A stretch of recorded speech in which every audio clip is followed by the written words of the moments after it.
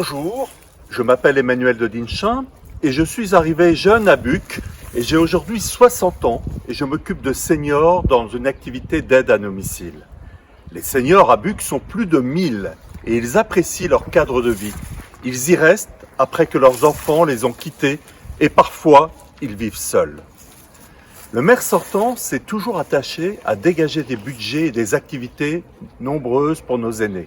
En effet, la mairie se doit être attentive à leur bien-être et à leur sécurité. Aussi, Stéphane Grasset et son équipe tiennent à continuer et à renforcer des actions concrètes vis-à-vis des seniors en les associant à notre gouvernance et en répondant à leurs besoins. Bonjour, je m'appelle Janine Canol, buccoise depuis 40 ans, j'ai 72 ans et j'ai travaillé 15 ans dans une maison de retraite. Notre objectif premier sera notamment de maintenir les liens intergénérationnels en relation étroite avec les associations caritatives de Buc. L'EHPAD de Buc, avec ses 100 résidents, sera bien évidemment un axe complémentaire de solidarité. De nombreux Buccois, dont je fais partie, s'y impliquent déjà. Il en est de même pour la structure Alzheimer, appelée la Maison des Sages de la Place de la République, où 7 patients profitent d'un très beau cadre. Par ailleurs, il est important d'accompagner ceux qui veulent rester dans leur cadre de vie en leur procurant un soutien présentiel, parfois pécuniaire, pour leur permettre d'adapter leur logement afin qu'ils puissent continuer à vivre chez eux en autonomie et en sécurité. Alors Janine, quelles sont nos propositions ? Les services existants, comme le portage de repas, les repas partagés, seront maintenus. Comme d'autres, petits bricolages, visites de jeunes seront mis en place.